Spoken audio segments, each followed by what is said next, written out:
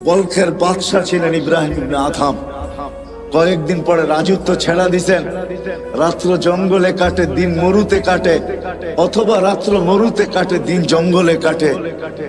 বহু দিন পর্যন্ত বলখালারা অবস্থান করছেন, অপেক্ষা করছেন হয়তো ইব্রাহিম ভুল বুঝবে, আবার রাজত্বে ফিরে আসবে। কেননা তার মতো ন্যায়পরায়ণ বাদশা ছিল না। যেমন মানুষ ভালো ছিল, সেও ভালো ছিল, কিন্তু ইব্রাহিম ফিরেন নাই, ফকিরি জীবন গ্রহণ করছে। কোন একদিন সে ঘুরতে ঘুরতে বস্ত্রায় তারই এলাকায় চলে আসছে, তো বস্ত্রার মানুষ তাকে ঘিরা ধরছে, ইব্রাহিম রাজত্ব ছেড়া ফকিরি কেন গ্রহণ করলে? এখন রাত জঙ্গলে, দিন মরুতে, দিন জঙ্গলে, রাত মরুতে, এই জীবন কেন তুমি গ্রহণ করলে? বলছে, চারটা চিন্তায় আমাকে পাগল বানায় ফেলছে। কয়টা? কয়টা? চারটা চিন্তা আমি পাগল। বলছে, সেই চারটা চিন্তা কি? বলছে, শোনো, মার পেটে যেদিন রু আসছে, সবকিছু লেখার সাথে সাথে দুইটা জিনিসও লেখা হয়েছে। সেই দুইটা কি জিনিস? কি বলে? আশাকিয়ুম আম সাঈদ, আমি নেককার না বদকার। ফালা আদরি মাযা কুতিব, আমি জানি না আমার ব্যাপারে কি লেখা হয়েছে। বলছে, ইব্রাহিম দ্বিতীয়, বলে যেদিন মালাকুল মউত আমাকে উঠায় নিয়ে যাবে, রু নিতে আসবে, দুটা সম্বোধনের যে কোনো একটা সম্বোধন আমাকে করবে।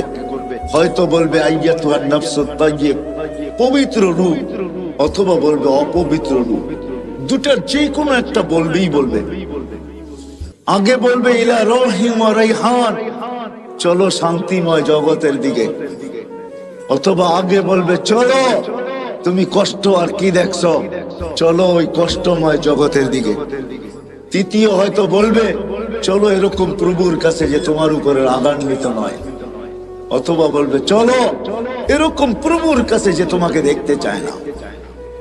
বলে ফালা আদরি মাযা ইউখাতিব, আমি জানি না আমাকে কি বলে সম্বোধন করা হবে। বলছে ইব্রাহিম তৃতীয়, বলে কবরে যাওয়ার পরে কেউ প্রশ্ন উত্তরের জবাব দিতে পারবে, কেউ পারবে না। যেমন বোবা মানুষগুলা কথা বুঝাইতে না পারলে হা হা করতে থাকে, যে জবাব না দিতে পারবে সেও হা হা করতে থাকবে। হা হা লা আদরি, আফসোস আমি জানি না। ইব্রাহিম আদম বলতেছে, জানি না আমি জবাব দিতে পারবো কি পারবো না। এটা তৃতীয় ভাবনা, তৃতীয় চিন্তা। বলছে চতুর্থ, বলে কিয়ামতের দিন দুই দল করা হবে।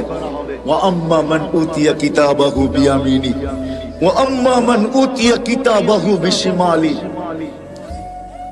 আসহাবুল ইয়ামিন আসহাবুশ শিমাল, ফারিকুন ফিল জান্নাতি ওয়া ফারিকুন ফিস সাঈর। এক দল জান্নাতে, এক দল জাহান্নামে। আমি জানি না বি আইয়িল ফারিকাইন, আমি কোন দলের অন্তর্ভুক্ত আমি জানি না। যখন চারটা, এই চার ভাবনা আমাকে পাগল বানায় দিছে, তো বসরার সমস্ত মানুষ চিৎকার দিয়া বলতেছে, ইব্রাহিম শুধু তোমাকে পাগল বানায় নাই, আজকের থেকে তো তোমার কথা শুনে আমরাও পাগল, আমরাও পাগল, আমরাও পাগল হইতে বাধ্য। বাস্তবিক শেষ জায়গায় আমি চলে আসছি। আল্লাহকে পাওয়া, এই ছোট্ট জীবনটার উদ্দেশ্যই হলো আল্লাহ পাওয়া। কি কি পাওয়া? কি পাওয়া? আল্লাহকে পাওয়া।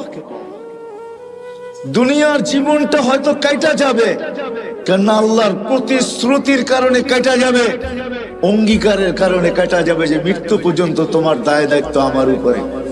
কিন্তু একটা দিন আসতেছে, ওইখানে একটা সেকেন্ড কাটবে না আল্লাহ ছাড়া, একটা সেকেন্ডও কাটবে না। কি ছাড়া? কি ছাড়া? আল্লাহ ছাড়া। না কবরে কাটবে, না হাসরে কাটবে, না মিজানে কাটবে, না পুলসিরাতে কাটবে, না জান্নাত মিলবে। কথা কিন্তু শেষ জায়গায় চলে আসছি। আসেন, এখন প্রশ্নের জায়গায় আসছি। আসেন, আল্লাহকে পাওয়া যায় তো কিভাবে পাওয়া যায়? আল্লাহকে রাজি করা যায় তো কিভাবে করা যায়? আল্লাহ পাওয়া উদ্দেশ্য, আল্লাহকে কিভাবে পাওয়া যাবে? আল্লাহকে কিভাবে সঙ্গে নেওয়া যাবে? অথচ আল্লাহকে তো চোখে দেখা যায় না, আল্লাহকে তো বর্ণনা দিয়ে শেষ করা যায় না, আল্লাহকে তো ধ্যান ধারণায় আনা যায় না। আল্লাহ তো একটা পদের মালিক না, দুনিয়ায় সামান্য এক পদের মালিক হয়েই যদি দরা ছোড়ার বাহিরে চলে যেতে পারে, হিসাব নিকাশের বাহিরে চলে যেতে পারে, জমিনে পা নাও রাখতে পারে, তাহলে আল্লাহ তো ৯৯টা পদের মালিক।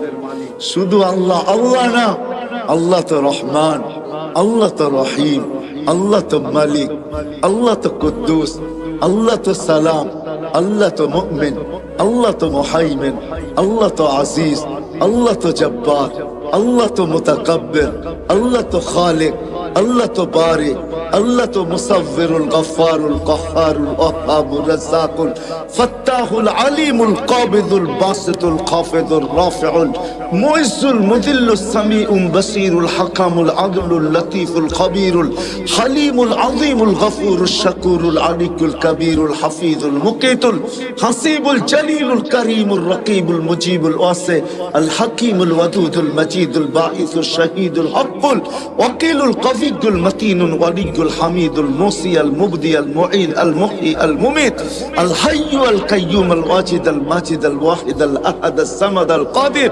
المقتدر المقدم المؤخر الأول والآخر الظاهر والباطن الوالي المتوالي البر التواب المنتقم العفو الرؤوف مالك الملك ذا الجلال والإكرام المقسط والجامع والغني والمغني المانع الضار النافع النور الهادي البديع والباقي الوارث والرشيد الصبور جل جلاله আল্লাহ তো ৯৯টা পদের মালিক। এই জন্য আল্লাহ আমাদের জন্য সহজ করছেন যে আমাকে পাইতে যদি চাও মনে প্রাণে, আর আল্লাহ এটাও ওয়াদা করতেছেন ওয়াজাদতানি উতলুবনি তাজিদনি, আল্লাহ বলে আমাকে যদি পাইতে চাও, যেমন দুনিয়ায় মানুষ হাজারো জিনিস চায়, কিন্তু চায় পায় তো কয়টা পায় বলেন? যা চাইছি সবকিছু পেয়ে গেছি? কতটুক পাইছি, কতটুক পাই নাই? হ্যাঁ, না পাওয়ার সংখ্যাই কত বেশি, অবর্ণনীয় বেশি, ঠিক না? পাওয়ার সংখ্যাটা বড়ই নগণ্য, ঠিক না? কিন্তু আল্লাহ বলতেছে শোন, উতলুবনি তাজিদনি, তুই আমাকে মন দিয়া পাওয়ার ইচ্ছা করে দেখ, তোর পাইতে হবে না, আমি আল্লাহ তোকে পাওয়ায়, আমি নিজে তোর হাতে ধরা দিয়া দিব, তোকে আমার বন্ধু বানায় নিব।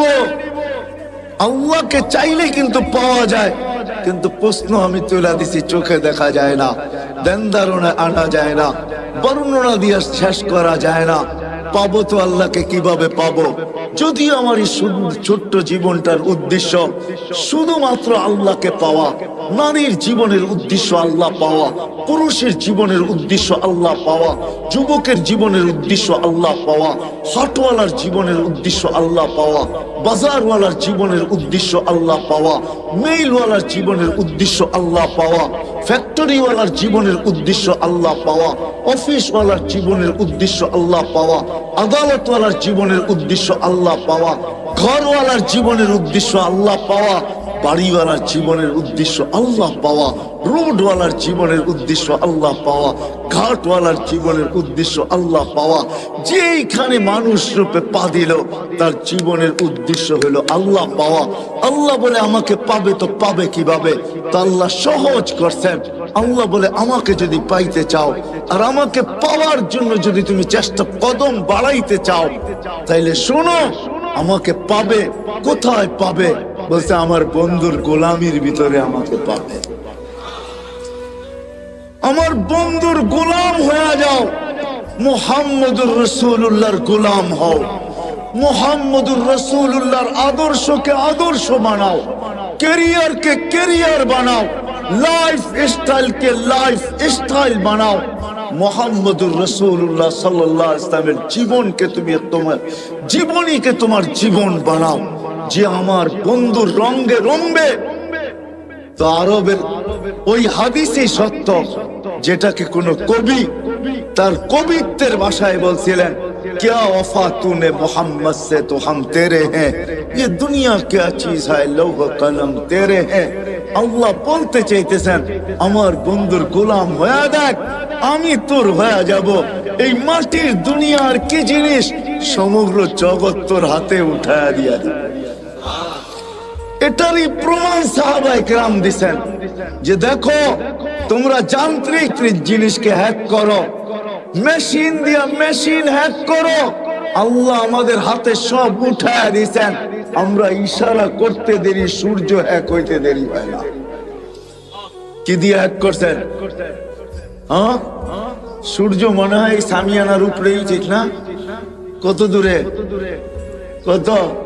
আরে বলেন না, 9,30,00,000 মাইল দূরের সূর্যকে ইশারা দিয়া কি করতেছে? মনে হয় সূর্য হাঁটে, ঠিক না? গতি কত পার ঘন্টায় জানেন?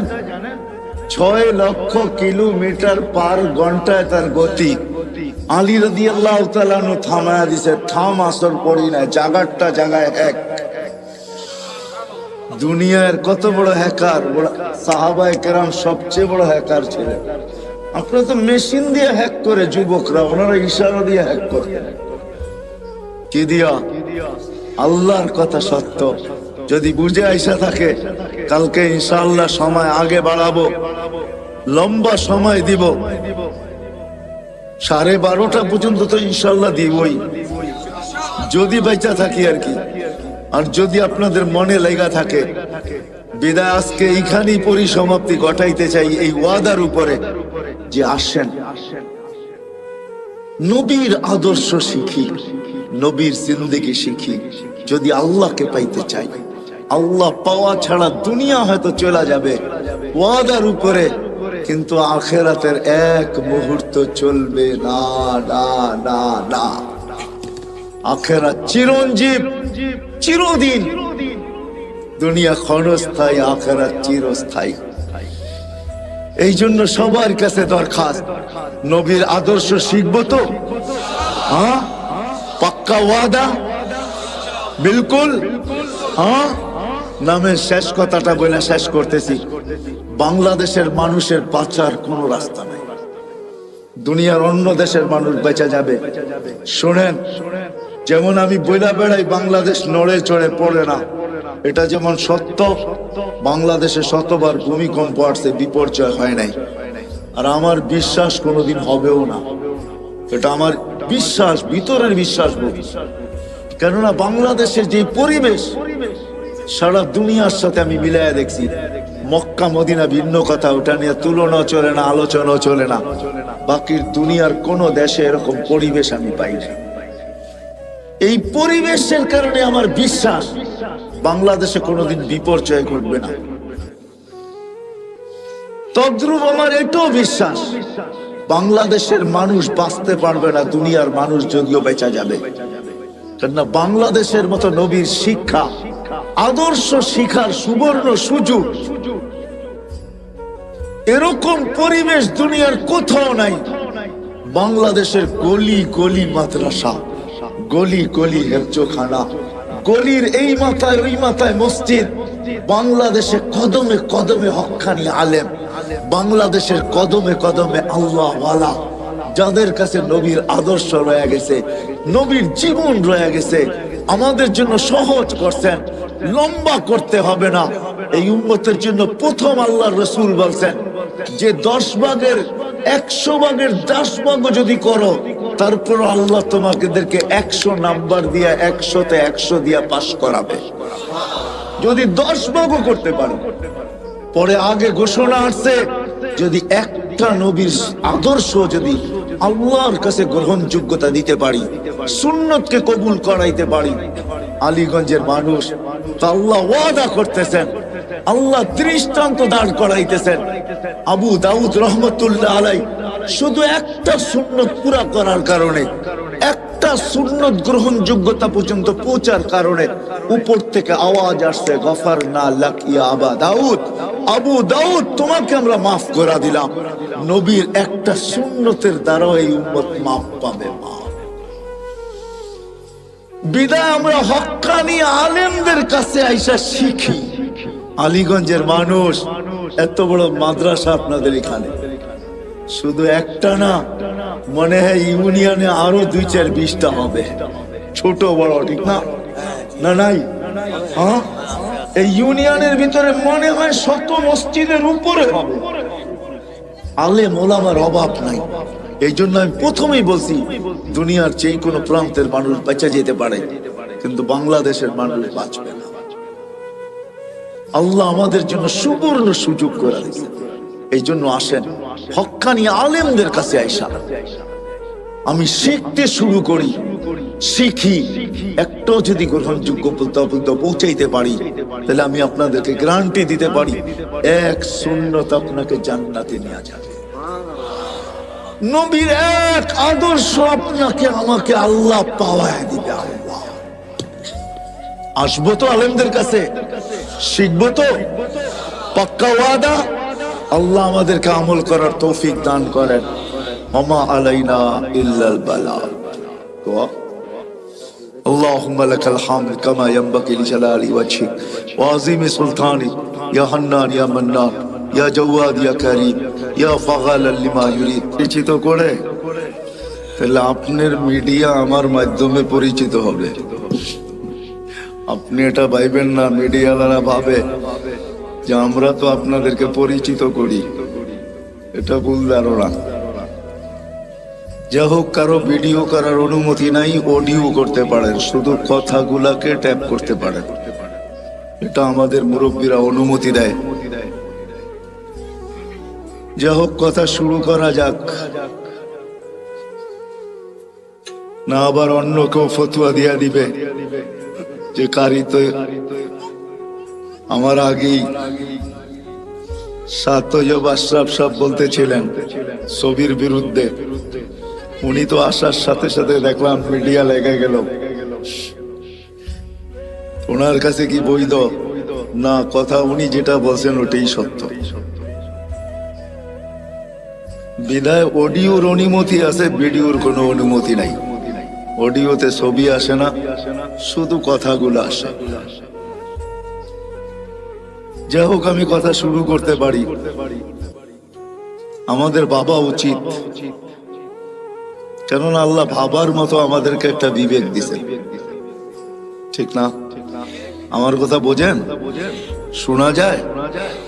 সবচেয়ে কানেক্টটা হলে ভালো হতো, কেননা আমি একদিকে তাকায় কথা বলতে পারি না তো। আর এই জিনিসগুলা হইলো লিপ টাচ। জিজ্ঞাসা করেন মাইকেলাকে, এটা হলো লিপ টাচ।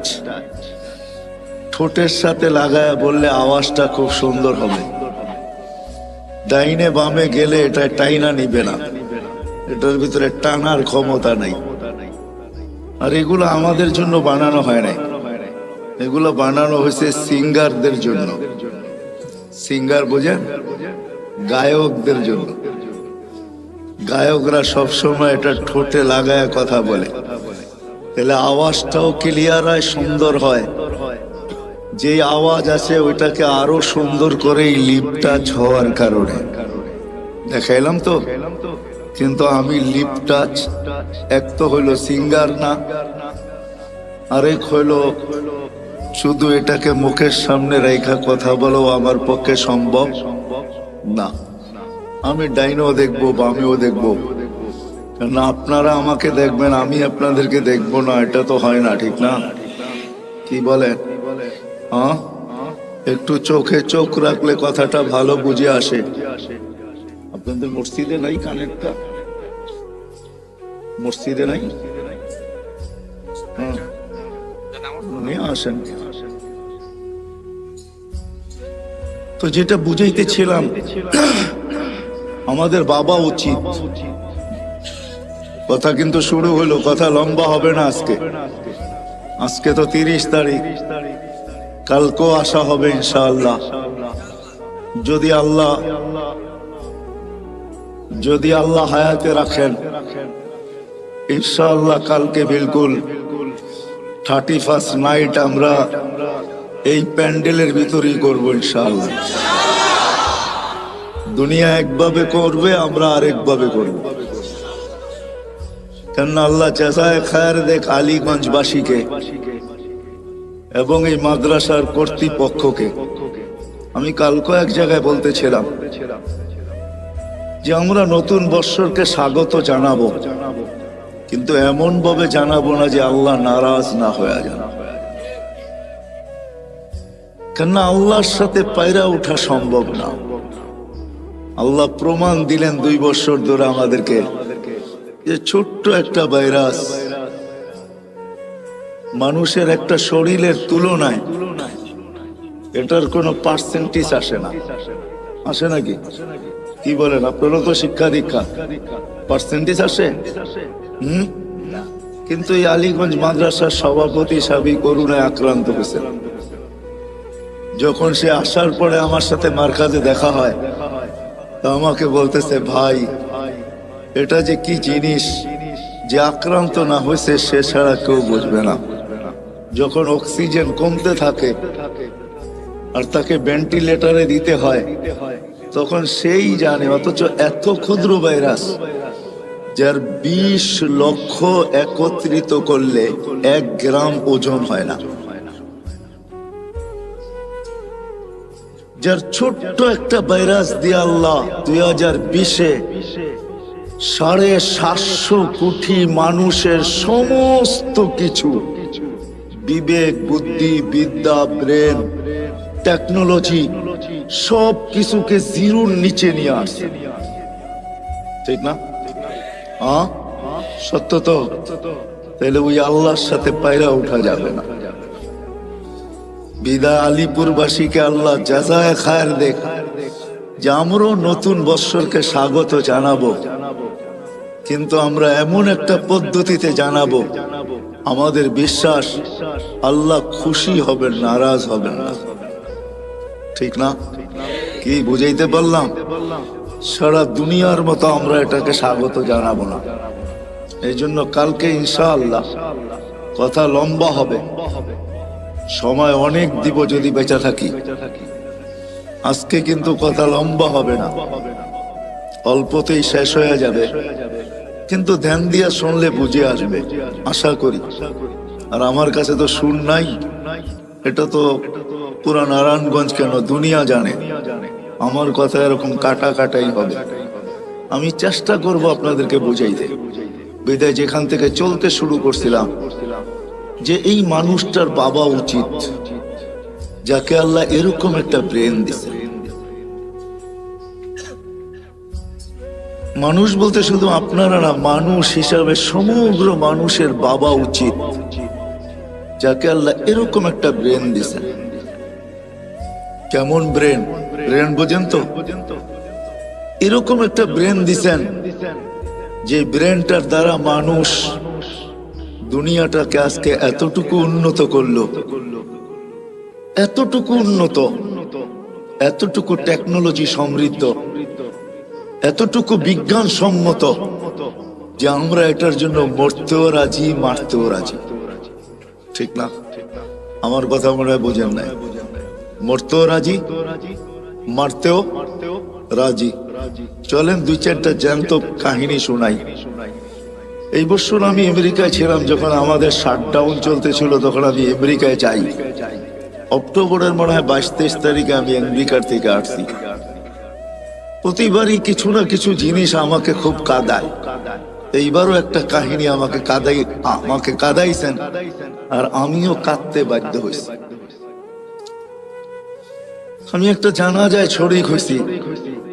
ওই ছেলেটা মেক্সিকো দিয়ে আমেরিকাতে ঢুকছে, বেশি দিন হয় নাই, 1 বছরও এখনো পুরা হয় নাই, হয়তো 5 থেকে 6 মাস হবে।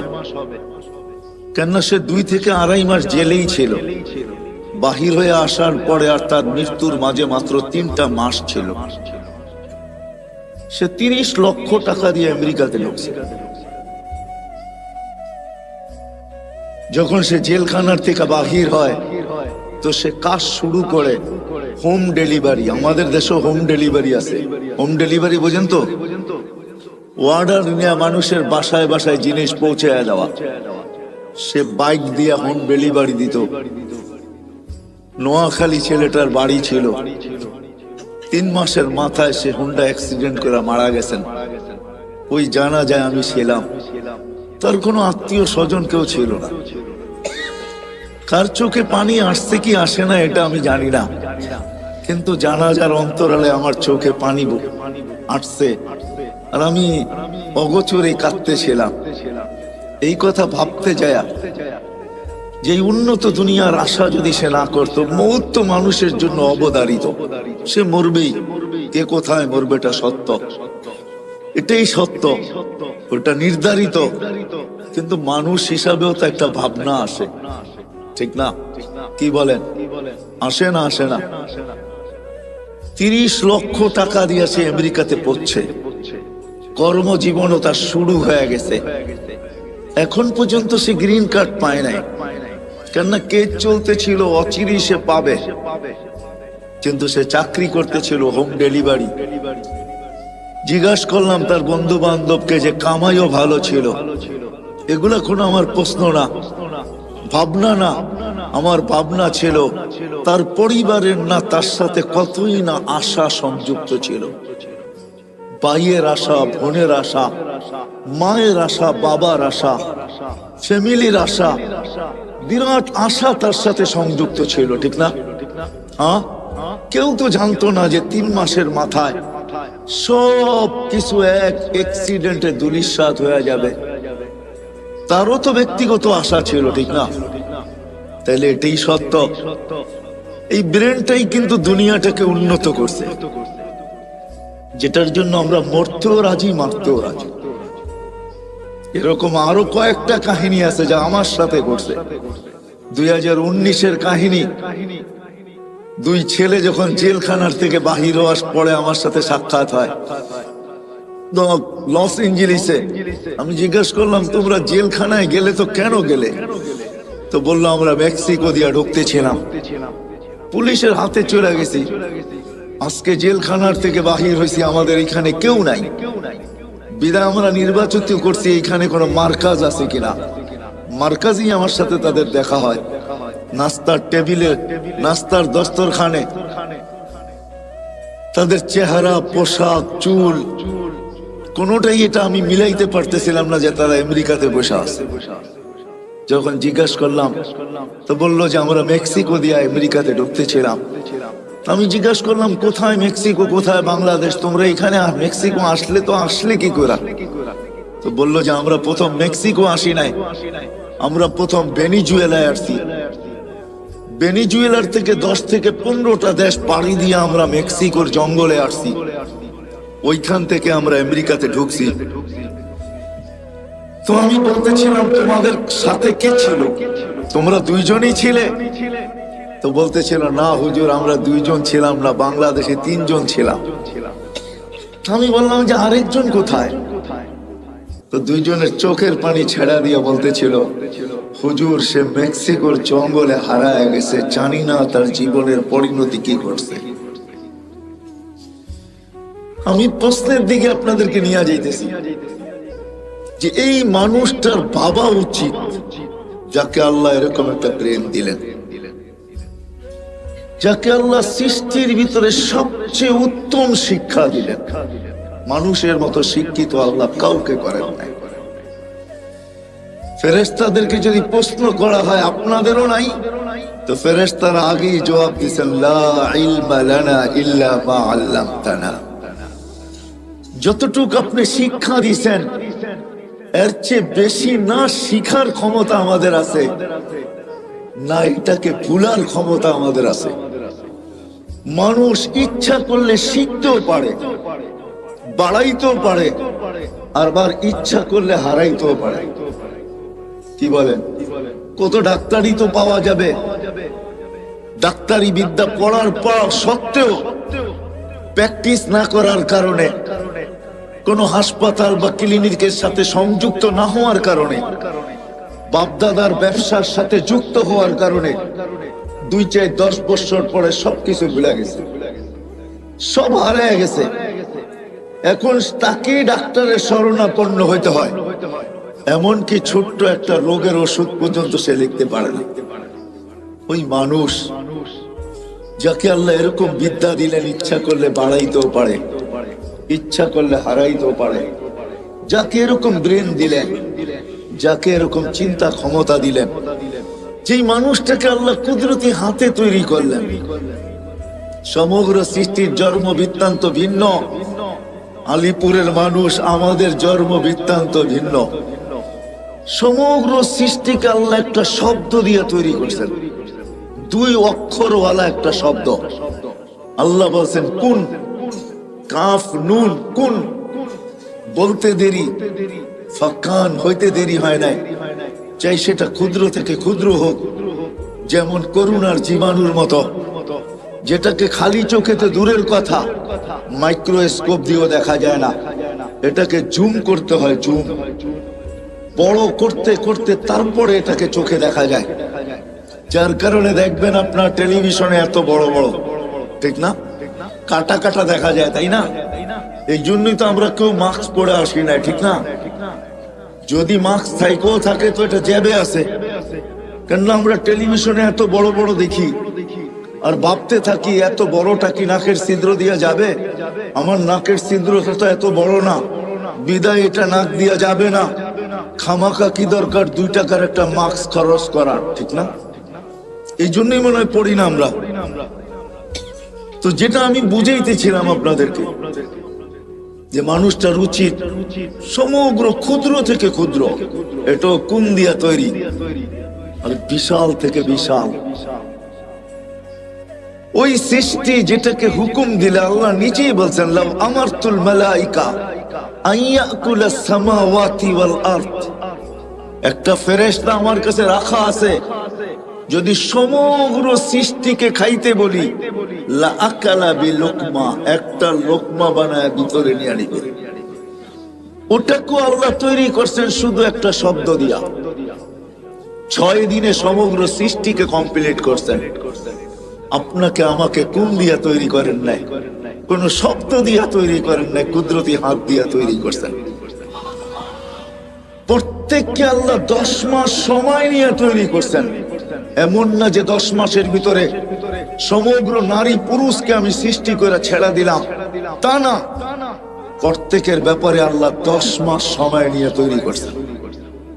ওই মানুষটার ভাবা উচিত, শুধু তৈরি করেন না, যাকে শ্রেষ্ঠত্বের মুকুট আল্লাহ মাথায় পড়ায় দিয়েছেন। ওয়ালাকাদ কাররামনা বনি আদম, আমাদেরকে আল্লাহ সৃষ্টির ভিতরে শ্রেষ্ঠ